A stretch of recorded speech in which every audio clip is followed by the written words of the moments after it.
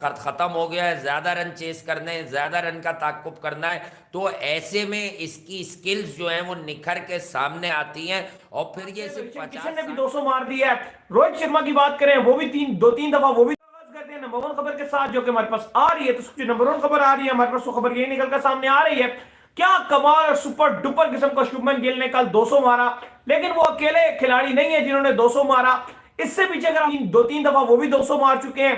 तो दाऊद साहब, Indian team में अब जो खिलाड़ी हैं वो एलीट क्लब में शामिल होते जा रहे हैं, और ये नए लड़कों का इस एलीट क्लब में शामिल होना, नए बच्चों का, जैसे ईशान किशन, शुभमन गिल, ये यंगस्टर ही है अभी, ये कोई बहुत ज्यादा एक्सपीरियंस खिलाड़ी नहीं है, 10-10 साल इन्होंने फील्ड में नहीं गुजारे, अभी ये 3-4 साल 5 साल ही हुए इनको आए हुए। इनका 200 मारना कितना अच्छा है भाई इनके लिए। देखो, अगर आप ओवरऑल देखो तो highest individual score in men's T20 sorry men's ODI cricket में अगर आप देखोगे तो 10 में से 7 इंडियंस के नाम है, 10 में से। और अगर आप 10 डबल सेंचुरियां उठाओगे, 10 डबल सेंचुरियां, तो उसमें से 7 सेंचुरीज इंडियंस की हैं, 10 में से 7 सेंचुरीज। और अगर मैं आपको नाम बताऊं, एक क्रिस गेल की सेंचुरी है, एक मार्टिन गुप्टिल की है सेंचुरी, आपको याद होगा, बड़ी जबरदस्त उन्होंने खेली थी, अगेंस्ट वेस्ट इंडीज खेली थी और वर्ल्ड कप में शायद खेली थी। और उसके बाद आपको जो नजर आ रही है फखर जमान की नजर आ रही है, जिन्होंने जिम्बाब्वे के अगेंस्ट मारे थे। बाकी सारे इंडियंस नजर आ रहे हैं, बाकी रोहित शर्मा, एक फखर जमान जो है वो मार सकते थे साउथ अफ्रीका के अगेंस्ट। अगर उस मेन टाइम पर जो है डीकॉक अपनी ना पेश करते तो शायद जो है जो हमारे फखर जमान है वो भी कहीं ना कहीं वो डबल सेंचुरी जो है मार देते, लेकिन डीकॉक ने उस मेन टाइम पर जो है पेश करना मुनासिब समझा, जिसकी वजह से वो बेचारे भी जो है 196 पर आउट हो गए। चले खैर, वो तो बात थी, लेकिन अच्छा मैं आपको ये कह रहा था कि रोहित शर्मा डबल सेंचुरियां, सचिन तेंदुलकर पहली double century, Sehwag double century, Ishan Kishan double century, उसके बाद आपका ये क्या नाम है इनका, शुभमन गिल डबल सेंचुरी।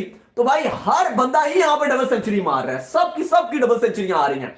सवाल ये अली के ये जो आज पूछ भी रहे थे बड़े लोग हमसे, यार कि इंडिया के क्यों डबल सेंचुरी मार रहे हैं, पाकिस्तान के भी प्लेयर्स हैं या बाकी भी दुनिया के प्लेयर्स हैं, वो क्यों डबल सेंचुरी नहीं मार रहे? जैसे आपने बात की, बिल्कुल फखर जमान के पास मौका था अगेंस्ट साउथ अफ्रीका कि वहां पे वो 2 डबल सेंचुरियां मार सकते थे, लेकिन नहीं भाई नहीं, ये कहानी नहीं हुई। सिर्फ जो आपको डबल सेंचुरियां नजर आ रही है वो आपको इंडियन प्लेयर्स की नजर आ रही है, 10 में से 7 200 इंडिया की तरफ से आ रहे हैं। और अगर आप शुभमन गिल की बात कर रहे हो तो विदाउट एनी डाउट आपको उनको इतना क्रेडिट देना पड़ेगा कि जनवरी 2022 से अब तक सबसे ज्यादा किसी ने अगर ओडीआई में रन बनाए हैं तो वो वन एंड ओनली नाम है, और नाम सिर्फ है उसका शुभमन गिल। तो ओडीआई का नया चीता नजर आ रहा है। और देखो दूसरी तरफ लोग काफी बात कर रहे थे ब्रेसल की, कल बड़ी जबरदस्त तबाही वाली बैटिंग थी, सबने प्रेस किया, पाकिस्तान में भी दुनिया भर में शुभमन गिल और ब्रेसल दोनों के नाम ट्रेंड थे, दोनों ने शानदार खेला था। लेकिन अभी सवाल यहां पर यह है, लोग बड़ा कह रहे थे जी बाउंड्रियां बड़ी छोटी हैं, 55 मीटर की बाउंड्री है, 50 मीटर की बाउंड्री है, बिल्कुल ठीक कह रहे थे, बाउंड्री छोटी है। लेकिन अली आपको एक, अभी मैं और आप भी ऑफ द कैमरा भी बात कर रहे थे कि आपको क्रेडिट देना पड़ेगा इस पर बीसीसीआई को कि श्रीलंका के साथ मैचेस हुए, हर वेन्यू पे जा रहे हैं। देखो किसी वेन्यू की बड़ी बाउंड्री होगी, किसी की एवरेज होगी, किसी की छोटी होगी, इस पर कोई आईसीसी का खास रूल भी नहीं है। जानकर छोटी नहीं की है, ये बात में थोड़ा डिफरेंस रखिएगा, फर्क कि जानकर छोटी नहीं की है बाउंड्री, उसकी कुदरती इतनी बाउंड्री है। ग्लोबली इंडिया जो, सॉरी ग्लोबली मैं बोल रहा हूं, अपने मुल्क में चले आप बात कर लें कि पूरे मुल्क में ग्लोबली तो चले वो दुनिया में हो जाएगा, लेकिन पूरे इंडिया में मैच करवाते हैं। श्रीलंका के सारे मैच डिफरेंट वेन्यू पे, न्यूजीलैंड के सारे मैच डिफरेंट वेन्यू पे, हर जगह हर मैच डिफरेंट वेन्यू पे हो रहा है। तो जो ये आप क्रेडिट दोगे? नहीं, बिल्कुल टोटल जो है डिफरेंट वेन्यू के ऊपर लेकर जाना, इसकी वजह से ग्राउंड में जो डिफरेंट बाउंड्रीज आ जाती हैं। अब अगर आप हमारी बात कर रहे हो तो हमने 3 ही वेन्यू बेसिकली पकड़े होते हैं, एक लाहौर होता है, एक कराची होता है, एक सम टाइम पिंडी होता है। अब और भी काफी वेन्यू है आपके पास, अब जैसे फैसलाबाद है, आप उधर बिल्कुल भी नहीं देखते हैं ना, उसकी ग्राउंड की तरफ किसी किस्म की आपने जो सहूलियात प्रोवाइड की है। फिर अगर बात करें तो कोयटा का ग्राउंड है, उधर भी आप नहीं जाते हैं। फिर बात करें पेशावर का जो ग्राउंड है, उधर आपने जो है और कोई कहानी जो है बनाई होती है कि यार पेशावर के ग्राउंड के अंदर ये मसले हैं, वो मसले हैं। तो काफी वेन्यू आपके पास भी है, लेकिन आप डिफरेंट वेन्यूज को ट्राई नहीं करते हैं। मुझे तो पर्सनली तौर पर माइकल ब्रेसवेल, और ये आदमी जो है जब इसके बारे में आप पढ़ना शुरू करेंगे, या इसकी वो इनिंग जिसको विजडन ने बेस्ट इनिंग वनडे की करार दिया है लास्ट ईयर की, वो उस पर नजर डालेंगे तो वहां भी कुछ स्थिति जो है सिचुएशन इसी तरह की थी। कि ये आया था तो 4-5 विकेटें गिर गई थी। तो ये थोड़ा सा फाइटर है कि ये जब देखता है मेरा टॉप ऑर्डर नहीं रहता, ये बड़ा 100 करता है। इस पर बात करेंगे इस सीरीज में। अभी कल का दिन है, परसों फिर दूसरा मैच है।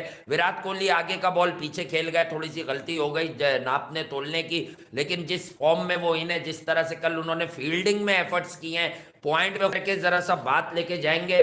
आज जो है दूसरी सालगिरह है अल्टीमेट टेस्ट सीरीज की विक्ट्री के आखिरी दिन की, यानी गाबा की वो फेमस विक्ट्री जिसके बाद आईसीसी ने उसको अल्टीमेट टेस्ट सीरीज कह दिया था। तो उसकी आज सालगिरह है। और सालगिरह है तो मैं आपको ये याद दिला दूं, ऋषभ पंत ने फिनिश किया था 89 नॉट आउट पर, ठीक है, जो चौका मारा था उसने मिड ऑफ पर और सारे बाहर आ गए थे। 36 पर ऑल आउट होने के बाद मेलबर्न में रहाणे कप्तान थे, 100 किया। सिराज ने, बुमराह ने विकेटें चटकाई। अश्विन को 11वें ओवर में इंट्रोड्यूस कराने का फैसला, वहां से टीम इंडिया ने मुड़कर नहीं देखा इस टेस्ट मैच में। लेकिन ऋषभ पंत तो थ्रू आउट सिडनी में भी बचा गए, अच्छा ही कर रहे थे, लेकिन इस टेस्ट मैच में 3 किरदार थे।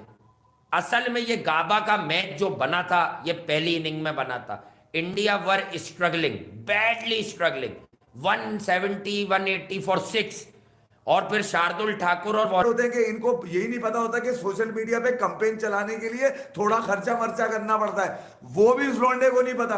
अब मैं ये कह रहा हूं कि रन वो क्रिकेट में तो पूरा है वो, हाँ। अब जुगाड़ क्या हो रही है, इफ्तिखार के लिए लोग बोलते क्यों नहीं है, उसकी वजह ये है कि ये किसी भी रीजन के अंदर कोई भी किसी आदमी का जानने वाला एक्सपर्ट नहीं है, हाँ। तो वो उसकी बात ही नहीं कर रहा। हाँ। अब मसला ये है कि यहाँ पर आगा सलमान की बुराई नहीं मिलेगी, हम क्यों कर रहे हैं, उसकी वजह ये मैं आपको बताऊं क्यों नहीं मिलेगी। के क्या है वो है तुम्हारे घंटे की टांगों में किसी में इतना दम, चाचू खड़े होते ना कल उसके साथ ब्रेसवेल के निकाल देते मैच वो दोनों मिलके जी। तो और मैं थोड़ा सा फर्क समझा कर और साफ बात आजम है, समझेंगे तो आजम आपको भी, इफ्तिखार चाचू समझ में आएगा, क्रिकेट को नहीं समझेंगे, लानत है फिर आपको। आपको यही 1-2 लोग समझ के आएंगे और हम आपको लिख के देते हैं कि बाप बेटा आपका भी, बना बनाओ।